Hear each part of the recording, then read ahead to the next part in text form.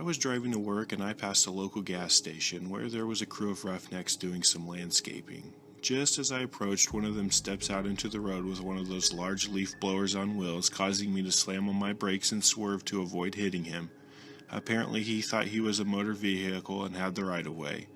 I just shook my head and approached the intersection about 15 yards ahead where the light had just turned red. I guess he saw this as an opportunity to flex some muscle and left the leaf blower in the middle of the road and ran up to my car. He was in his early 20s, a shirtless musclehead wearing camo, and I guess he thought he could intimidate me. A bald guy in my late 40s wearing a suit and tie and driving a 30-year-old Porsche 944. Mind you, it's 102 degrees out in mid-July in the south, and my AC isn't working too well, so both of my windows were down. I see what he's up to, and I figure I can run the red light, cause an accident, and get a ticket, etc., or I could just stay calm. Always drive with my HK-45 sitting in the center console. As he approaches the passenger side and puts both hands on my door, he leans in and is about to grab me when I gently slide my right hand over the 45. The subtle motion of my hand caught his attention, and I gently told him to get his effing head out of my car or I'll be happy to remove it. The look on his face when he made out the shape of the black 45 against the black console was unforgettable. Sorta like when the head popped out from under the boat in the first Jaws movie. He jerked back so hard he smashed the back of his head against the door jamb, and then he jumped back from my car. Just then the light turned green and I pulled away. In my rearview mirror I could see him standing in the middle of the road blocking traffic again, but this time he's fumbling for his cell phone. I'm assuming to call the police. I laughed all the way to work.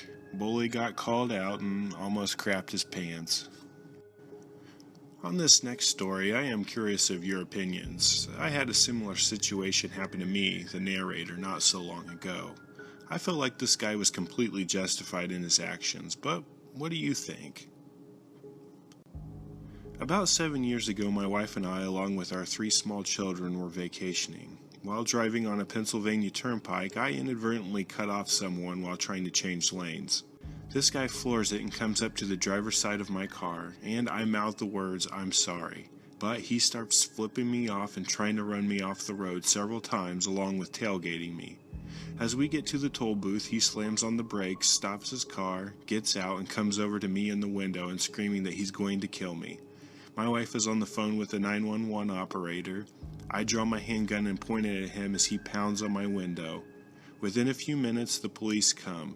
They disarm me, cuff me, set me on the hood of the cruiser, and then arrest the other guy. His wife apologizes profusely, saying that he was off his meds. The officers let me go with no charges.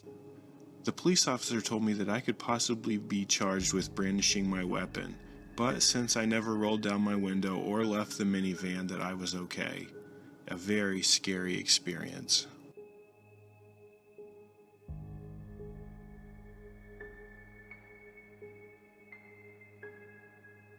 If you have an SHTF story that you'd like to share, please email me at reallifeshtf@gmail.com.